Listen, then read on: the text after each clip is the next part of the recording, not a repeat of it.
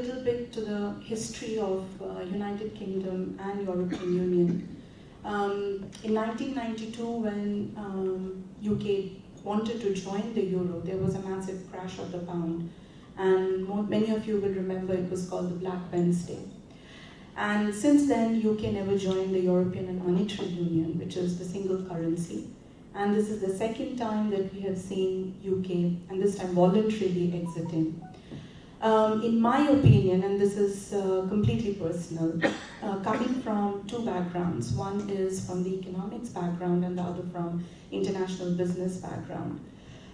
There have been a number of skeptics who have mentioned in the economics field that the European Union is like a one-size-fits-all policy. It's not going to work. It doesn't address individual country problems. In the last 20 odd years that we have seen the Eurozone, we have seen some huge success stories. We have seen huge integration. We have seen the rise of the euro as a currency and its rise against the dollar. So there have been many success stories. So there are two sides of the debate on the economic side, where one group feels it's a great idea, integration is a great idea in modern times. It's one of the most landmark events of modern times that Europe has integrated. UK has been a part of it. And there's another side which says it is not, because it cannot take into account customized country perspectives. So there are debates ongoing, and in the middle of this, we see UK exiting, obviously voluntarily after so many years. It is a bad precedent. I mean, what will happen to the European Union is again a matter of conjecture at this point. It can have huge repercussions on European Union itself. It might set a bad example for some country who feels it doesn't work for them and they would like to leave. In my opinion, problems can be solved even remaining within an integrated Europe. Policies and procedures could have been negotiated better to find solutions to the problem that UK is facing.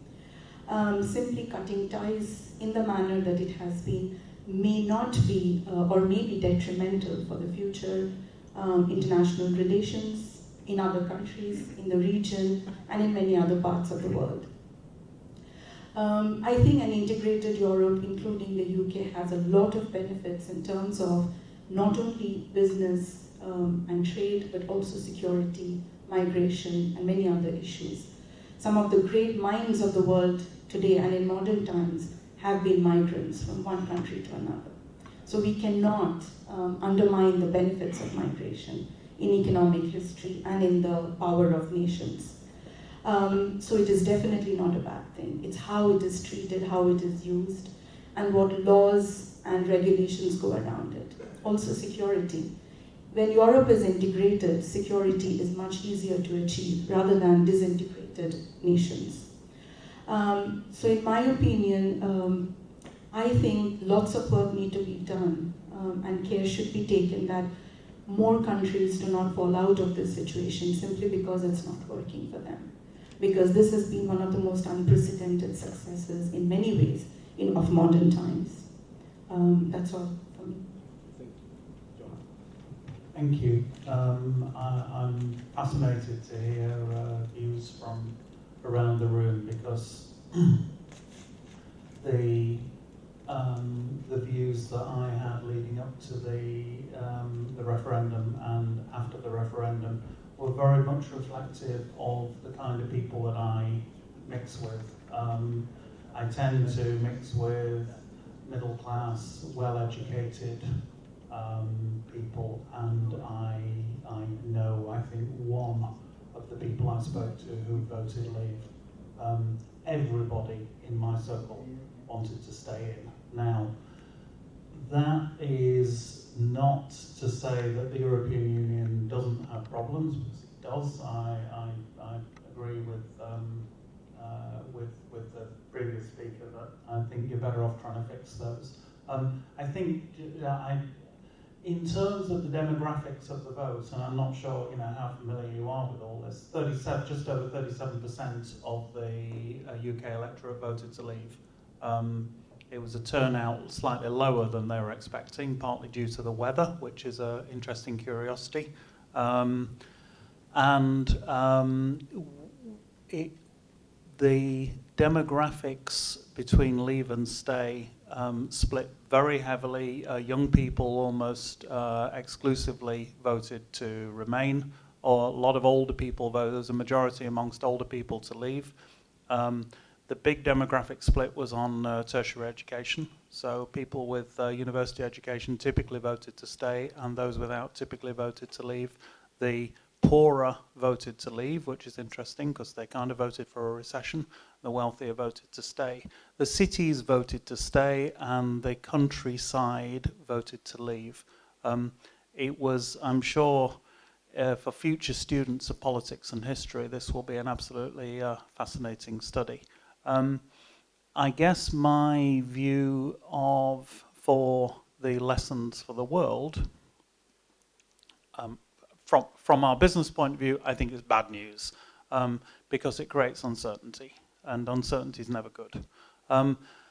As a lesson for the rest of the world, and it's something I've said to some of my American friends, this was a cry of anger from people who don't understand globalization and see a threat rather than an opportunity and a benefit from immigration. And it's very much what's propelled Donald Trump to being where he is with in the US at the moment. I think it will be sensible for our political elites, who are quite often distanced from ordinary people, to listen to that cry of anger. Typically, people were saying, we don't have the chance to influence what happens to our lives, as those are governed by political elites. We do have a chance here to make a protest vote. And I think a lot of people, following Brexit, there is a term called regrexit, which is people who regret voting Brexit. There's a lot of regrexit people who said, I'm going to do this as a protest, and never expected to win. And frankly, it's quite interesting that neither the government, the people in the government at the moment, both on the Leave and Remain side, nobody had a plan. Nobody expected this.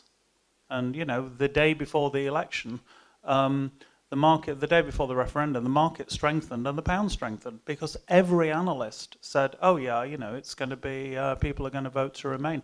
Nobody expected this. Nobody had a plan. So I think it's a message for, it's great talking to you. I wish we were talking to a room full of politicians here, because I would say, try and listen a bit more closely. I think you're out of touch.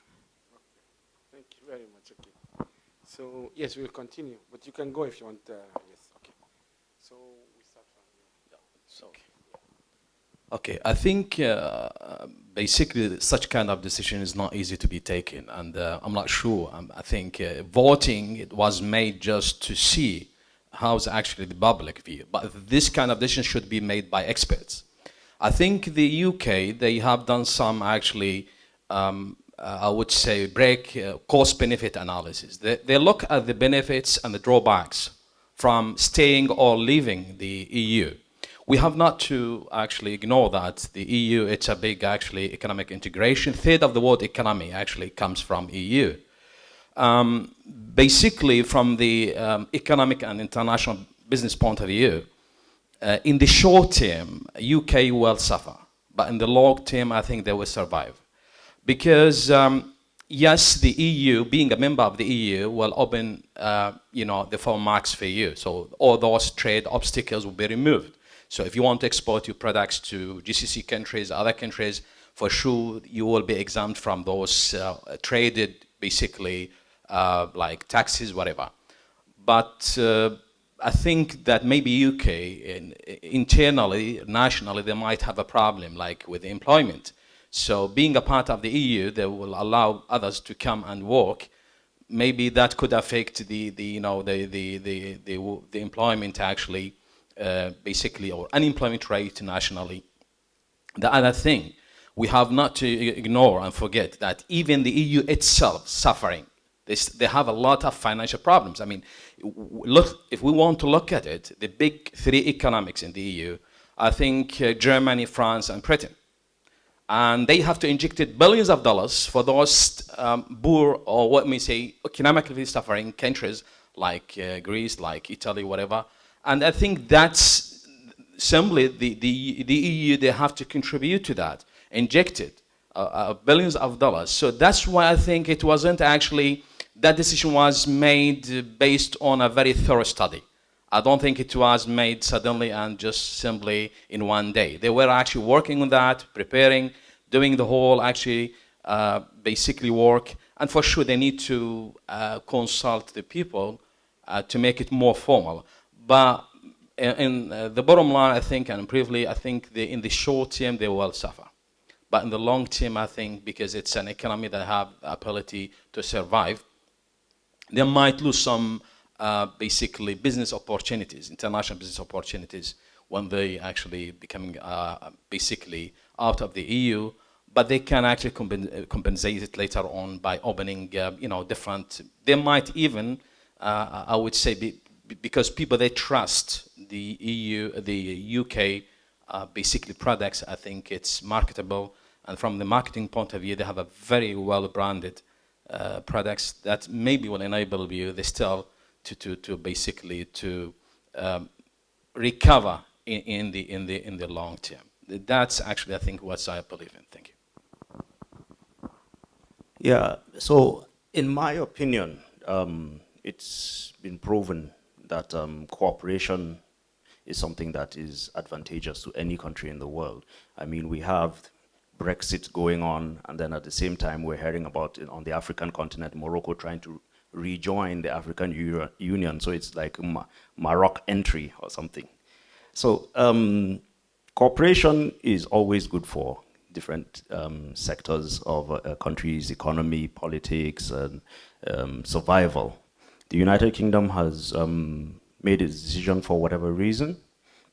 It might not have been the most informed or the best thought out decision, but it doesn't mean the United Kingdom is not still part of Europe. It's just not part of the European Union. And it doesn't mean the United Kingdom is not part of the World Union. It still has responsibilities, and the world has responsibilities to the United Kingdom. So in my opinion, when it comes to the politics of it, it just means that the United Kingdom is going to have to renegotiate a lot of relationships over the next 2 years as the exit happens.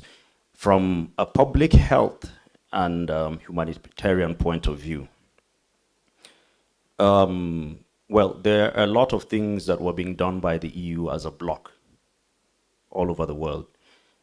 What I think is going to happen is the United Kingdom will now have to think of where it will partner and where it will go it alone, where it will do things on its own as its brother's keeper, and where it can restrain itself to doing what is best for the United Kingdom. And quite honestly, I look at it that there's no right answer, but it's all about what the United Kingdom negotiates at the end of the day from now moving forward, and seeing where it can come in and where it can take things from the rest of the world, take things from other countries in Europe that it has, in quote, left behind.